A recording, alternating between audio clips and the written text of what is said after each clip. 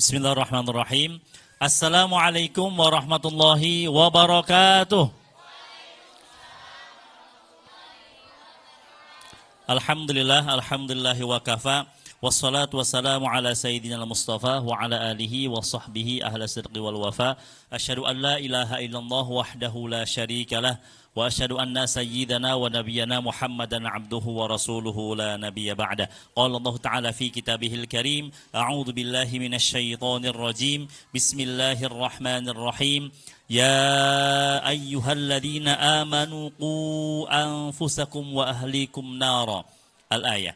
Wa qala Nabi sallallahu alaihi wasallam, Allahumma salli wa sallim wa barik alaihi, kullu mauludin yuladu 'alal fitrah.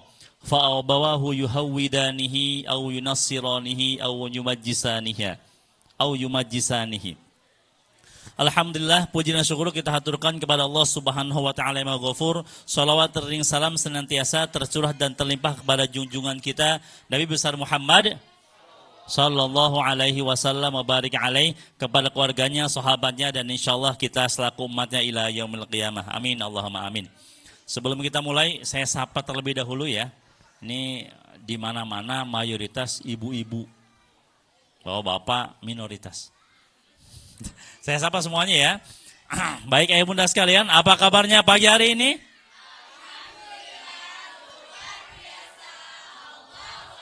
Iya, ini gurunya yang jawab.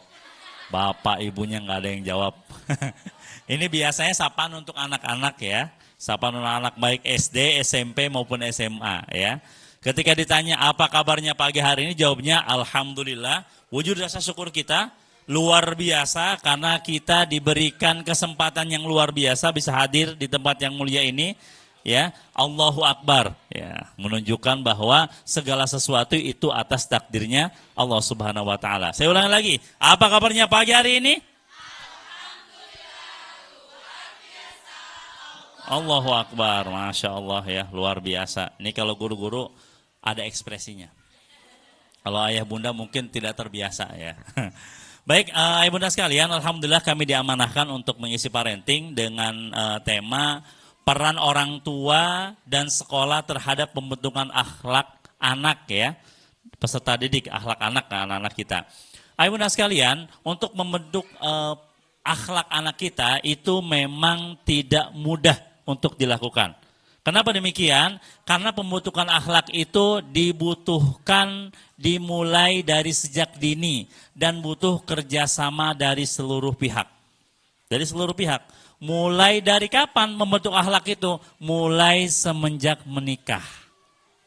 Mulai semenjak nikah.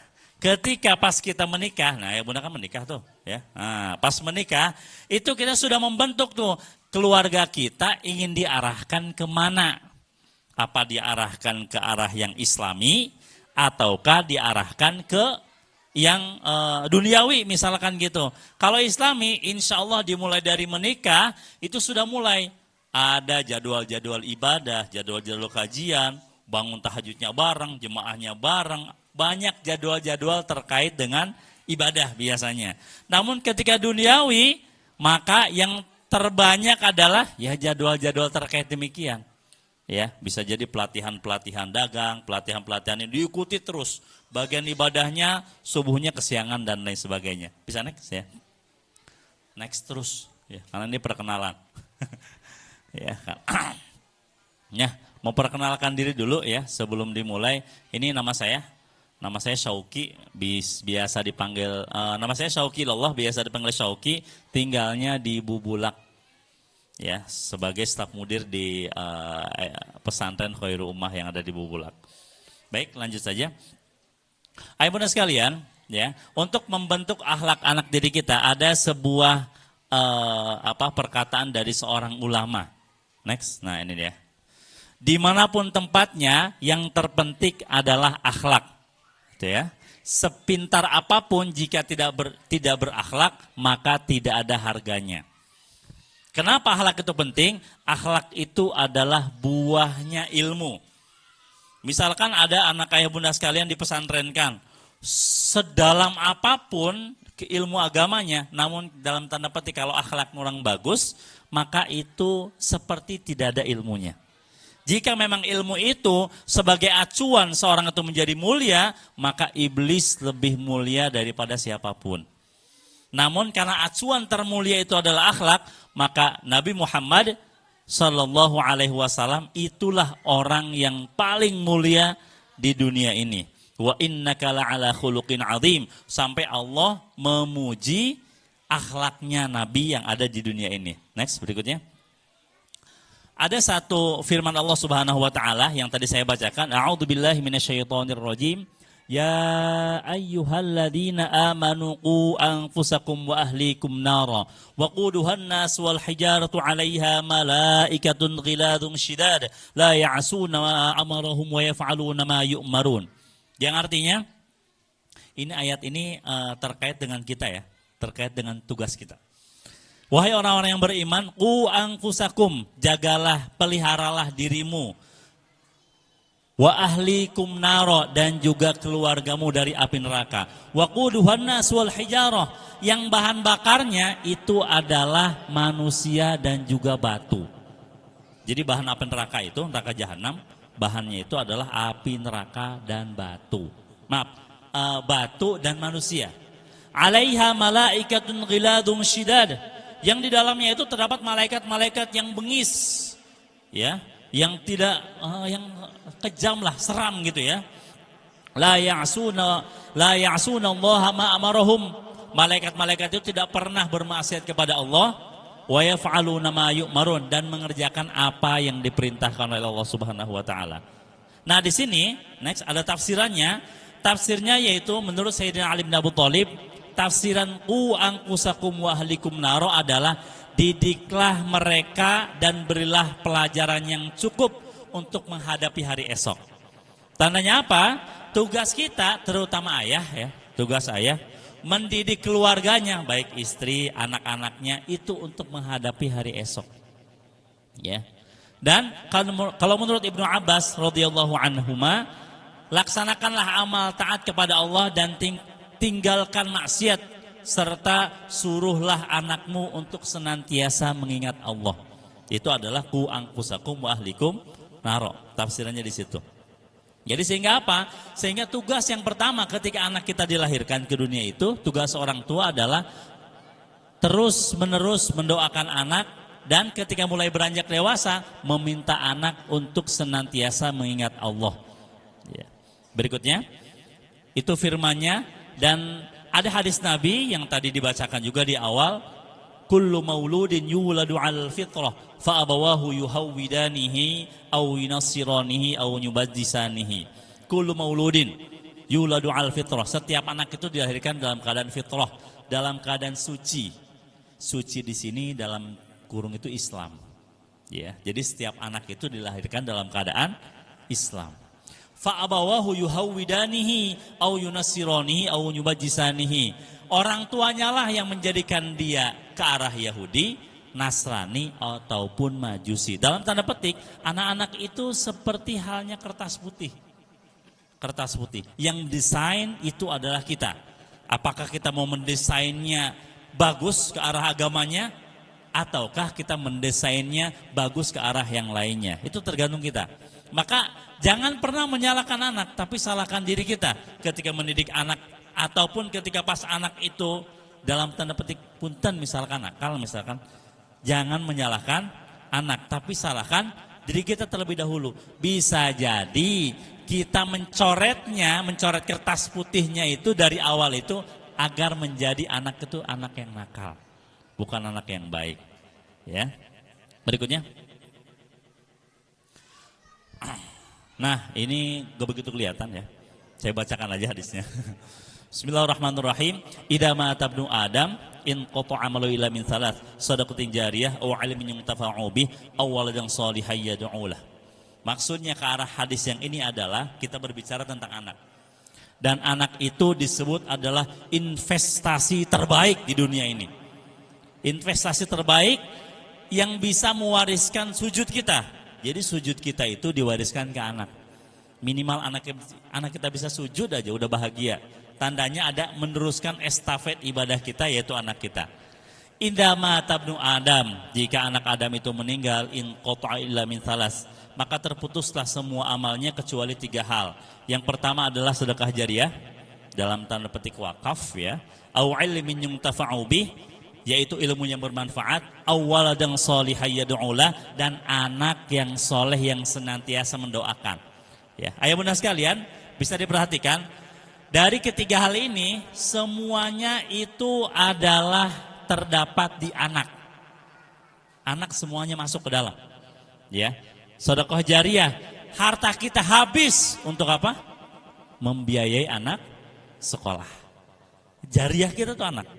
Maka semahal apapun sekolah itu, pesantren semahal apapun kita biayain untuk pendidikan anak agar anak kita lebih baik. Sedekah jariah kita salah satunya anak. Yang kedua, au ilmin yuntafa'u bih, ilmu yang bermanfaat. Bahasa orang yang mengajarkan bahasa terbaik di dunia itu adalah ibu. Ibu yang mengajarkan, ya.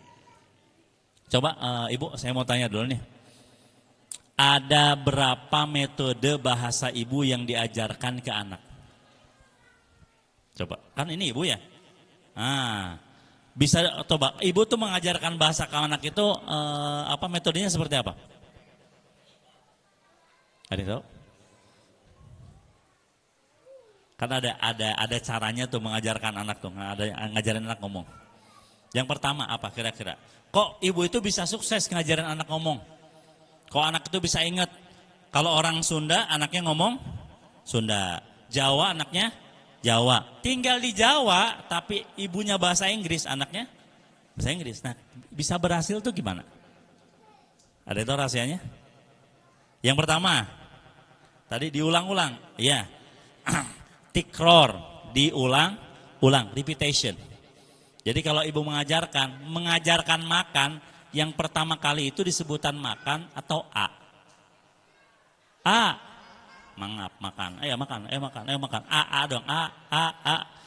Jadi tidak dijelaskan. Atau yang pertama itu adalah mubasyarah, direct method, langsung tanpa banyak penjelasan. Misalkan bapak ngajarin, bapak ngomongnya ibu, kesel bapaknya. Padahal ibunya ngajarin seharian tuh. Pas pulang, bapak, bisa ngomong bapak. Taunya ibunya yang ngajarin seharian gitu ya. Yang pertama adalah langsung ya, tanpa banyak penjelasan. Yang kedua tikror, diulang-ulang. Yang ketiga, yang tidak didapatkan dimanapun. Apa yang ketiga? Affection, kasih sayang yang tulus, ya, nggak ada di situ. Ini yang lainnya, kasih sayang yang tulus. Jadi maksudnya apa? Ibu itu ketika mengajarkan anak berbicara itu penuh dengan kasih sayang. Makanya nggak pernah ngambek. Ada ibu yang ngajarin anak makan, ayo makan. Nggak ada kayaknya. Begitu juga guru-guru TK. Nah, guru yang ada di depan ayah bunda sekalian, itu kalau ngajarin sabar. Ada yang ngajarin ini tuh sambil dijewer gitu. Nggak ada kalau sekarang. Kalau zaman saya kecil, ada. Mana? Nah, kalau zaman saya kecil tapi ya. Tapi kalau sekarang, sabar guru-guru itu. Maka saya pribadi, jujur, kalau saya diminta jadi guru TK, saya angkat tangan. Saya pernah jadi guru kelas 1 aja. Ayo duduk, lari terus. Ayo duduk. Udah kesal di sini. Itu kalau bapak-bapak biasa ya. Makanya yang banyak guru TK itu ibu-ibu. Karena ibu-ibu itu ketika mengajarkan penuh kasih sayang. Ya bunda sekalian, bisa dilihat di sini ya, di slide. Kita itu di dunia ini sholat iya, saum iya. Nah, yang terus estafet sampai alam kubur, sampai akhirat, itu adalah sedekah, ilmu, dan anak yang solih. Maksudnya apa? Ketika kita meninggal pun, ini tidak akan terputus. Sedekah itu ada terus pahalanya. Nah, sedekah terbaik itu ada di anak kita sendiri. Maka jangan sungkan-sungkan kalau membiayai anak sekolah. Ini mah anak pondok mahal. Mahal ya tamah.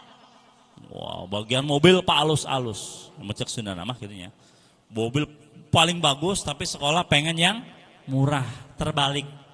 Mobil biasa aja, sekolahnya bagus-bagus. Kalau mau ke luar negeri sekalian, ke Mesir, ke Yaman gitu ya. Terus anak solih yang mendoakan. Nah ketika kita meminta anak kita mendoakan, itu kita tidak bisa minta langsung. Tapi dengan cara apa? Memasukkan anak kita ke lembaga-lembaga yang menjadikan anak kita anak yang solih. Seperti anak tadi, usia TK tadi ya, masuk SD kelas 1 kan ya. Nah tadi usia TK, bisa ngingetin tentang sholat. Belum tentu ayah bundanya hafal hadis tadi. Kalau saya bisa ngelanjutin ya. Kalau ayah bunda as-sholatu imaduddin. Faman aqomaha faqad aqomaddin. Waman tarakaha faqad hadamaddin. Ada di kitab Tanqihul Qaul kalau nggak salah itu ya. Anak kita mengingatkan orang tuanya sholat. Maka wajar anak itu nggak mau sholat di masjid karena bapaknya tidak sholat di masjid. Wajar anaknya tidak mau baca Quran karena ibunya tidak pernah terlihat baca Quran. Sukanya lihat kikian wayata. Karena ngelihat ibunya selfie lagi. Akhirnya anaknya suka selfie. Ya. Maka oleh karenanya ayah bunda sekalian, ada 5 hal untuk pembentukan akhlak ya, untuk bersinergi nih antara sekolah dengan ayah bunda sekalian di rumah. Ada 5 hal yang harus diperhatikan oleh kita semua, baik dari guru maupun dari ayah bunda sekalian. Ya, yang pertama, harus saya lanjut tuh. Nah, metode pendidikan dalam Islam ya. Saya ngambil ini dari kitab Kaifa Tarbiyatul Aulad. Silakan cari kitabnya. Tebelnya kalau nggak salah segini ya. Nah, Kaifa Tarbiyatul Aulad. Yang pertama, cara mendidik anak dalam tanda petik akhlaknya agar bagus. Yang pertama adalah dengan metode qudwah. Qudwah itu artinya keteladanan. Ya, ayah bunda yang Allah Subhanahu wa taala menjadi orang tua yang soleh atau solehah. Maka di bawah itu ada tuh, berbaktilah kepada orang tua kalian, maka anak-anak kalian akan berbakti kepada kalian. Maksudnya apa di sini? Kalau anak-anak kita ingin berbakti kepada kita nih, pengen berbakti, kita dulu yang harus berbakti kepada orang tua. Kita pengennya nih di hati kita, wah saya kalau nanti anak saya udah gede, pengen dikasih sarung. Maka hari ini kasih sarunglah ke orang tua. Pengen dikasih baju pas lebaran. Kalau saya udah tua nih, kalau anak udah gede, maka mulai saat ini kalau orang tua masih ada, belikan baju yang terbaik untuk orang tuanya. Saya pengen deh sama anak saya diumrohkan. Umrohkan orang tuanya kalau kita mampu. Ya, pengen dibaekin, dikasih makanan enak, dikasih surprise. Apa yang kita inginkan dari anak kita, kita lakukan untuk orang tua kita. Nah itu ada hadisnya tuh ya. Kalau kita berbakti kepada orang tua, maka anak kita akan berbakti kepada kita. Sebaliknya, jika kita durhaka kepada orang tua, jangan berharap anak kita berbakti kepada kita. Itu sunatullah. Pertanyaannya, biasa suka ada yang bertanya, Ustaz gimana kalau orang tua saya sudah nggak ada? Sudah nggak ada, namun saya dulu kurang berbakti sama orang tua saya.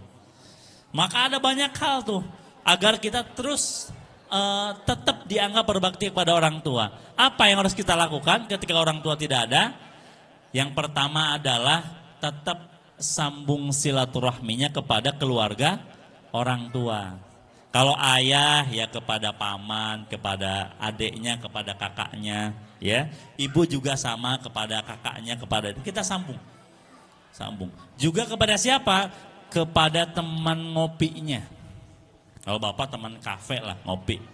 Kan banyak teman ngopi tuh. Nah, ajak ngopi juga temannya gitu. Atau bawain kopi, ya gitu ya.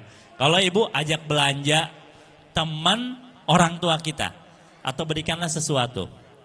Ya, yang terpenting adalah doakan, senantiasa doakan orang tua kita yang sudah tidak ada. Kembali lagi ke materi. Jadi yang pertama untuk membentuk akhlak anak kita adalah dengan keteladanan dari orang tuanya, termasuk dari gurunya. Ya, dari gurunya. Ini kalau misalkan kita mengandalkan di sekolah sekolah doang nih, pokoknya saya sudah bayar mahal-mahal nih ke sekolah, anak saya harus soleh.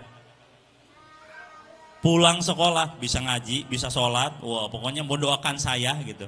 Nggak bisa Bu, nggak bisa.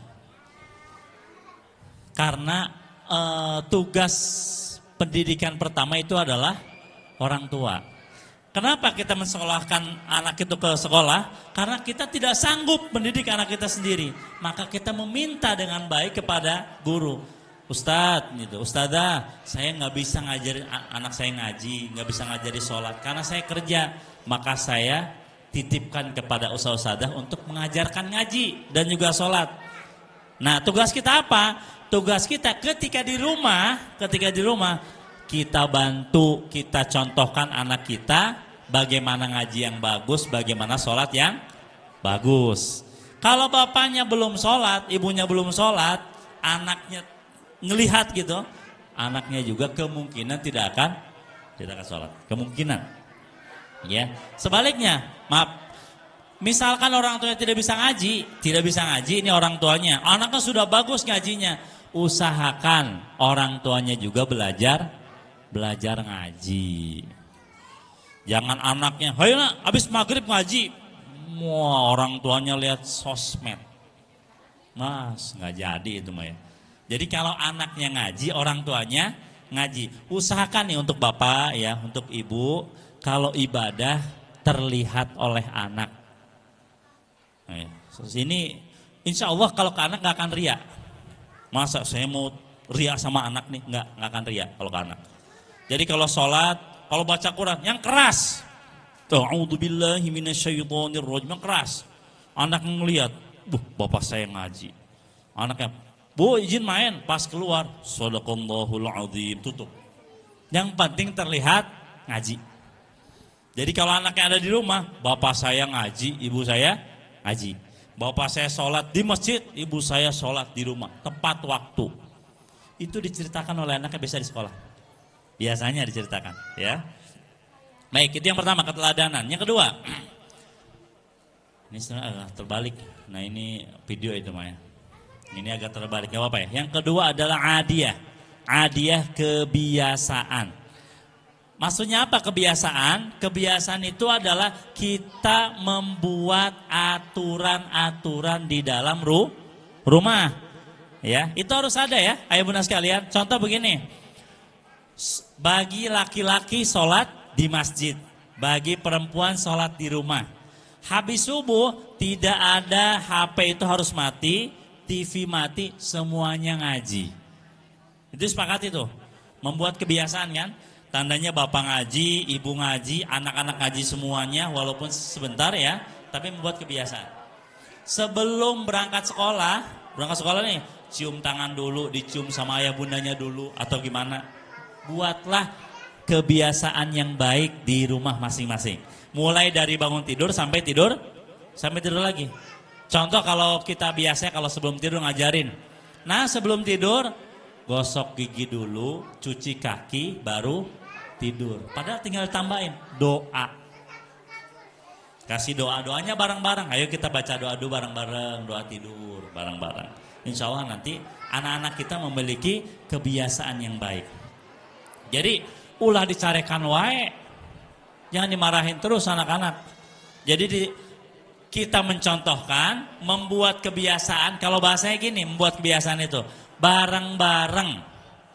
Maka ini ada perbedaan nih, ayah bunda sekalian termasuk ustaz-ustazah ya. Bedanya mengajar dan mendidik. Ya. Kan yang terbaik itu adalah pendidik, bukan mengajar.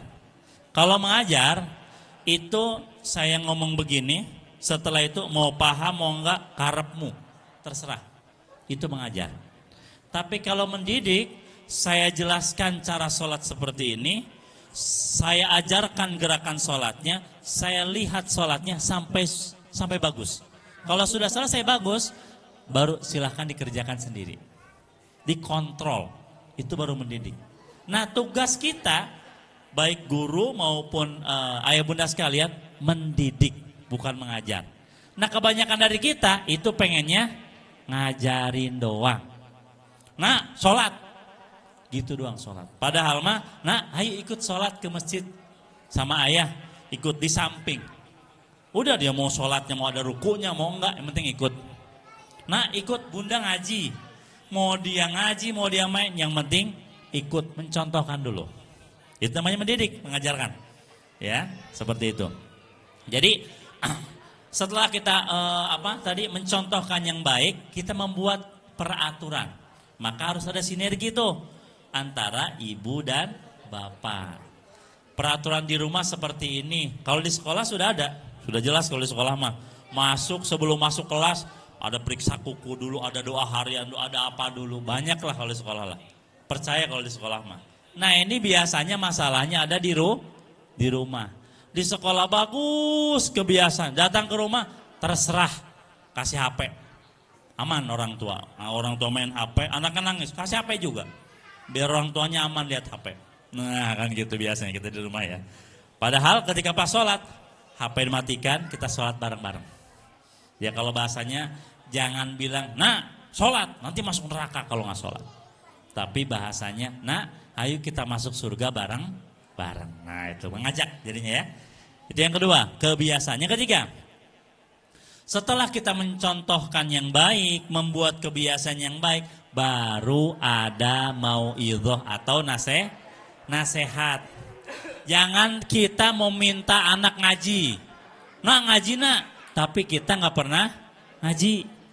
Nasihatin aja, ngaji itu pahalanya gede, sholat pahalanya gede. Contohin kagak, buat kebiasaan enggak. Makanya masuk telinga kanan, keluar telinga kiri. Nggak didengerin orang tua. Saya pribadi kemarin waktu ditegur anak saya merasa itu. Saya pernah bilang ke anak saya, nak kalau main jangan sambil lihat handphone atau TV. Makanya kalau lagi makan. Makanya pas makan kan dimatikan. Kemarin saya lihat. Saya kemarin lihat tuh, saya makan sambil lihat HP gitu. Pas itu, Abi gak boleh lihat HP. Kan kata Abi begitu. Kalau makan gak boleh lihat HP. Termakan omongan sendiri saya ini. Saya matiin langsung aja. Abi gak lihat HP gitu. Itu anak saya. Ya, jadi apa kita yang omongkan ke anak kita, apa yang kita ajarkan ke anak kita, itu melekat pastinya. Dan ditunggu tuh, ini omongan bapak itu konsisten atau enggak. Ketika enggak konsisten, dia jadi berontak. Contoh gini, habis subuh ngaji. Hari pertama ngaji, kedua ngaji. Pas ketiga, bapaknya mulai main HP sama ibunya. Anaknya ngaji sendirian. Hari keempat, anaknya ogah ngaji. Karena sudah tidak konsisten di situ. Nah, jadi yang ketiga itu adalah nasihat, memberikan nasihat kepada anak setelah kita mencontohkan dan membuat peraturan atau kebiasaan yang baik di rumah. Nah, ini adalah metode cara menasehati anak. Jadi bukan tok ceramah aja gitu, nasihatin aja. Dia kan bukan orang dewasa. Maka di sini ada dengan metode berkisah. Ada diminta anak-anaknya, kalau bahasa kita mah kita cerita diselipkan ada nasihatnya. Terus bisa juga dengan bertanya, melakukan tanya jawab. Ya. Ada juga di sini menyisihkan canda dalam penyampaian nasihat, guyon. Harus seneng main atau ketika pas main sama anak-anak diselipkan nasihat-nasihat kita. Ada juga nasihat dengan memberikan contoh. Ya, misalkan anak nggak bisa wudhu, kita langsung contohkan wudhunya. Karena anak saya sendiri, nah itu harus sampai sini ya. Kalau wudhu, contohkan sama abinya begini. Saya contohkan, nah begini, baru dia angkat. Nah, dengan mencontohkan. Ada juga nasihat melalui gambar ataupun video. Nah, di sini boleh memakai media YouTube dan lain sebagainya. Maka usahakan ketika anak nonton YouTube, nonton TV, channelnya itu kita pahami. Jangan diserahkan full begitu aja kepada anak kita, ya. Berikutnya, yang keempat ya. Nah, setelah kita ada keteladanan, ada kebiasaan yang baik, kita sudah memberikan nasihat kepada anak kita, berbagai metode sudah kita jalankan. Baru yang keempat, mulahadhah. Mulahadhah itu adalah diawasi. Ya, seperti apa mulahadhah itu? Ini izin ya. Senantiasa mengikuti perkembangan anak dan menguasinya dalam pembentukan akidah, akhlak, mental dan sosialnya. Tinggal diawasi aja. Kita mengajarkan sudah, memberikan contoh sudah, membuat kebiasaan sudah. Jadi habis subuh kita nggak usah minta lagi. Jadi beres sholat subuh langsung duduk pegang Quran. Anak kita pegang Quran nggak coba? Kalau sudah berjalan mungkin beberapa bulan ya, bukan sehari 2 hari, beberapa bulan. Kalau sudah berjalan terus, habis subuh ngaji terus, insya Allah bisa istiqomah. Insya Allah. Kan kita hanya mengawasi. Nah ketika pas habis subuh kok anak-anak langsung mulai tidur lagi, baru diingatkan lagi. Masuk lagi ke bab nasihat, ya, masuk lagi ke bab mencontohkan dan lain sebagainya. Dan yang terakhir, ya, setelah kita melakukan 4 hal metode pendidikan, baru ada takdib ataupun hukuman. Ya, ayah bunda sekalian. Jadi hukuman itu adanya di akhir, bukan di awal. Ini mah belum apa-apa udah dihukum. Wah kamu begini, langsung dihukum. Jadi belum melakukan keteladanan, belum melakukan kebiasaan, belum nasihat juga enggak, tiba-tiba dihukum. Jadi hukuman itu paling akhir. Setelah kita menjalankan, mencontohkan dengan baik, membuat kebiasaan di rumah sudah, di sekolah sudah kebiasaan sudah, mencontohkan sudah guru-gurunya, memberikan nasihat sudah, diawasi ibadahnya sudah. Kok masih melanggar juga, baru diberikan hukuman. Namun di sini hukumannya adalah hukuman yang mendidik. Ini salah satu hadis Nabi tentang hukuman ya. Ajarkan anak sholat ketika berusia 7 tahun dan pukullah mereka jika meninggalkan ketika berusia 10 tahun. Pukulan di sini adalah pukulan kasih sayang, bukan pukulan memuaskan. Memuaskan itu, oh sholat, nggak sholat nih, nah, memuaskan. Ya, pukulan kasih sayang itu yang penting ada hukumannya. Yang penting ada hukumannya. Atau bisa diganti, bukan pukulan, tidak jajan. HP-nya disita, nggak boleh nonton dulu selama berapa hari kalau tidak sholat dan lain sebagainya. Ya, itu gimana ya bunda sekalian? Ataupun gimana di sekolah untuk membuat peraturan seperti itu? Ya, ibu bunda sekalian, baik. Sebagai kesimpulan, sinergi antara sekolah dan juga orang tua perlu dilakukan. Dalam hal apa? Dalam banyak hal. Dalam banyak hal. Karena sejatinya tugas mendidik itu adalah bukan di sekolah, tapi di rumah. Di sekolah kita hanya membantu. Saya sendiri seorang pendidik dan juga orang tua. Saya sebagai staf mudir kan, ini lagi banyak santri baru di rumah.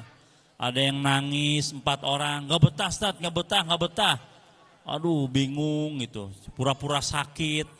Banyak gitu ya. Saya nggak nafsu makan Ustaz, mual katanya. Padahal mah nggak betah. Itu udah ada. Udah 4 hari. Ada 1 orang yang kayaknya lemes, nggak ada semangat hidupnya gitu. Aduh ya Allah, itu saya bingung itu mondok tuh. Ya. Ada yang seperti itu ada, itu yang lagi mondok sekarang ya. Namun karena ini di pesantren, tugas saya adalah menjadi orang tua.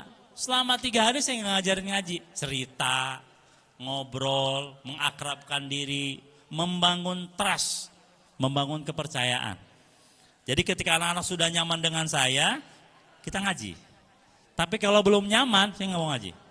Nggak usah ngaji dulu, nggak usah gaya langsung ngaji 2 juz, nggak usah. Yang penting betah dulu baru ngaji. Itu kalau di pondok saya ya. Karena tugas yang asli dari orang tua, saya telepon orang tuanya yang nangis terus. Saya tanya, Pak, punten di rumah ada yang nangis nggak? Di rumah? Iya Ustaz, kalau saya mah kuat, saya lepas aja Ridho. Ibunya nangis terus. Ibunya nangis terus. Waduh, pantes Pak. Anaknya nangis terus. Coba ibunya jangan nangis. Ibunya jangan nangis, gak usah nangis. Lupakan. Ketika ingat, doakan. Apa yang dilakukan ibunya? Yang disampaikan saya dilakukan tuh. Ketika ingat, doain. Lambat laun anaknya gak pernah nangis lagi. Yang tadinya gak ada semangat hidup, mulai itu tahajud bangun, sholat, alhamdulillah bisa sholat tahajud. Jemaah ada, zikir nggak tidur. Saya ngelihat, bagus nih, baru saya laporkan ke orang tua. Bagus Pak, mudah-mudahan ibunya nggak nangis. Iya, dari kemarin sudah mulai nggak nangis. Ternyata apa? Kalau bahasa saya ada batiniah antara orang tua dengan Anak itu nggak bisa dijelaskan secara kasat mata, itu nggak bisa itu. Jadi ketika orang tuanya tidak menyerahkan secara 100% kepada guru, maka anak akan bermasalah. Ini pengalaman saya. Saya ngajar udah hampir 13 tahun, ngajar Quran. Jadi ketika orang tua itu tidak menyerahkan pendidikan secara full kepada guru, bahasanya terserah ustadz aja deh, yang penting anak saya bisa ngaji. Kan gitu ya, nggak usah campur tangan gitu. Anaknya bagus ngajinya, bahkan kemarin Amar itu sampai 30 juz selesai. Ya. Tapi ada orang tua dikit-dikit protes, dikit-dikit kritik, dikit-dikit begini, sampai pusing saya. Ini orang tua kritik wae, kan guru juga begitu atuh. Ya, udah saya ngurus 50 orang, ya. Orang tua satu kritik wae nih. Aduh, saya nggak balas. Saya sebagai mudir gitu ya. Saya balas dengan baik, kritik deh wae gitu. Tapi ternyata ketika orang tuanya sering kritik, anaknya bermasalah. Bermasalah anaknya. Kenapa? Karena seperti orang tua seperti tidak ikhlas dipondokin di kami. Akhirnya anaknya juga ngajinya malas-malesan, sekolahnya begitu, pura-pura sakit. Disebut saya PSK, penyakit Senin Kamis. Bagian Senin sakit karena puasa ya. Nah, kalau sekarang belum puasa karena baru datang soalnya. Jadi Senin sakit, Kamis sakit karena puasa. Biar tidak puasa maka sakit. Orangnya itu yang ibunya kemarin protes gitu.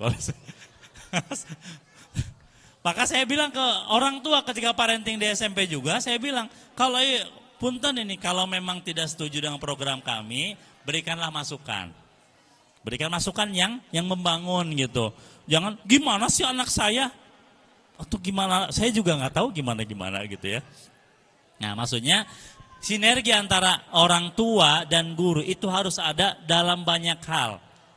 Dan intinya adalah berikanlah kepercayaan secara tulus 100% kepada guru bahwa guru kita yang ada di sini itu bisa mendidik anak-anak kita dengan sangat baik. Kalau tidak ada guru yang menginginkan anak didiknya jadi nggak soleh, nggak ada. Pengennya soleh, bisa sholat. Kalau perlu soleh semua. Karena itu tetap ada satu yang kurang begitu gitu ya. Qadarulahnya begitu, ya sudah. Yang jelas semua guru dimanapun itu akan mendidik anak didiknya, santrinya ataupun siswanya dengan sangat baik dan sepenuh hati. Itu guru. Ya. Dan kami membutuhkan apa? Membutuhkan dukungan dari orang tua, membutuhkan keikhlasan dari orang tua, membutuhkan doa dari orang tua, dan membutuhkan ketika memang orang tua diminta apapun, ya, misalkan diminta untuk hadir parenting, hadir, ngaji, ayo ngaji bareng-bareng, seperti itu. Untuk apa? Agar anaknya juga bisa melihat bahwa orang tua saya juga ngaji. Dan kebetulan saya juga sebagai guru ngaji metode ummi di Bogor. Jadi biasa orang tua itu ada 100 orang ngaji gitu. Ngajinya alif bata. Anak yang ngelihat di luar, kok ibu ngajar alif bata juga? Bukunya warna kuning. Kalau anak warna merah. Bukunya ini khusus orang dewasa, nak katanya. Kalau kamu belajarnya kan pakai buku warna merah. Kalau ibu buku warna kuning. Dan ini untuk ayah dan bunda doang. Nah itu biasanya ada siasat di situ dari kami. Baik, itu saja dari saya. Ya, sudah 30 menit, lewat 5 menit malah ya. 35 menit, mohon maaf ya. Itu saja dari kami. Sebagai kesimpulan, ya ayah bunda sekalian, mari kita sama-sama bekerja sama ya. Bekerja sama, karena ini orang tua TK ini ya. Masya Allah, orang tua TK ya. Orang tua TK itu biasanya anak TK butuh lebih banyak, kalau bahasa saya superhero. Ya, butuh banyak superhero atau ayah-ayah yang bagus, ayah dan bunda yang bagus, ibadahnya, ngajinya. Jadi anak usia TK itu jangan banyak dikasih nasihat, tapi banyak dikasih contoh, main, banyak dikasih contoh, banyak dikasih gembira anak-anak TK ya, terutama di ayah biasanya. Ya, karena saya pribadi merasakan gitu ketika saya bisa bangun. Intinya gini, kalau ayah bisa bangun jam 3 malam nih, sholat, bangun istri dan anak, itu ayah yang hebat bagi saya. Tapi kalau ayah yang dibangunkan istri, belum hebat. Kalau saya, ukuran saya bisa membangunkan istri dan anak saya. Ukuran saya pribadi. Ya, ketika saya bangun, Mi, sholat. Ayo nak sholat semuanya. Saya ayah yang hebat bagi saya. Itu ukurannya. Ya, mari kita sama-sama bekerja sama untuk mendidik anak-anak kita ya. Ketika di sekolah, percayakan kepada kami 100%. Ketika di rumah, bantu kami. Berikanlah contoh yang bagus untuk anak-anak kita. Berikanlah pembelajaran juga di rumah yang bagus untuk anak kita. Sehingga apa yang kita cita-citakan, yang kita inginkan bersama, menjadikan anak kita anak yang solih dan solihah itu tercapai semuanya. Amin Allahumma amin. Dari saya cukup sekian. Kalau lebihnya mohon maaf. Disambung doa ya? Ya. Disambung dengan doa. Mari kita sama-sama berdoa. Mudah-mudahan apa yang kita inginkan, apa yang kita cita-citakan, apa yang kita hajatkan dikabulkan Allah Subhanahu wa taala, dan Allah jadikan anak kita, keluarga kita, kita semuanya itu sebagai ahli Quran. Dan kita semuanya dikumpulkan di surganya Allah Subhanahu wa taala. Bismillahirrahmanirrahim. Alhamdulillah Rabbil Alamin. Hamda yuafi ni'amahu wa yukafi'u mazida. Ya Rabbana lakal hamdu kama yanbaghi li jalali wajhikal karim wa li 'azimi sultanik. Allahumma salli ala Sayyidina Muhammadin wa ala ali Sayyidina Muhammad. Allahumma ya Allah ya Aziz ya Ghafar. Ya Allah, ij'alna, jadikanlah kami, wa auladana, anak-anak kami, wa dzurriyyatana, keluarga kami, wa ahlana, keluarga besar kami, wa talamidana, santri kami, murid kami, min ahlil ilmi, dari hambamu yang ahli ilmu, wa ahlil khairi, dari hambamu yang ahli melakukan kebaikan, wa ahlil Quran, dan dari hambamu yang pandai membaca Al-Quran. Wala taj'alna wa iyyahu min ahli durri wa ahli dhulmi wa ahli tughyan innaka ala kulli syai'in qadir. Allahumma lakal hamdu wa ilaikal mustaka wa antal musta'an wa la hawla wa la quwata illa billahil aliyil azim. Rabbana hab lana minas salihin, ya Allah jadikanlah kami orang-orang yang salih. Rabbana hab lana minas salihin, Rabbana hab lana minal muttaqin, Rabbana hab lana min azwajina wa dhurriyyatina qurrata a'yun waj'alna lil muttaqin imama. Allahumma ja'alil Qur'an lana fid dunya qarina. Ya Allah, jadikanlah Al-Qur'an di dunia ini sebagai teman karib kami, wa fil qabri munisa, dan di kubur nanti menjadi penyelamat kami, wa fil qiyamati syafi'a, dan di hari kiamat jadikanlah Al-Qur'an menjadi syafaat bagi kami, wa fil jannati rafiqa, dan di surga itu menjadi teman kami, wa minan nari sitra hijaba, dan untuk neraka itu menjadi hijab, Al-Qur'an menjadi hijab dan penghalang untuk kami ketika kami memang masuk ke dalam neraka.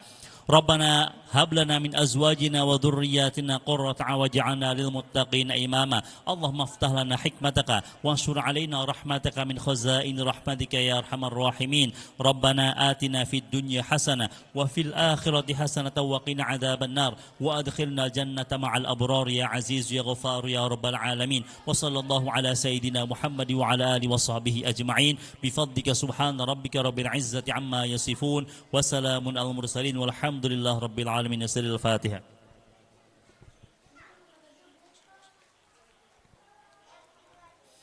Assalamualaikum warahmatullahi wabarakatuh. Waalaikumsalam warahmatullahi wabarakatuh.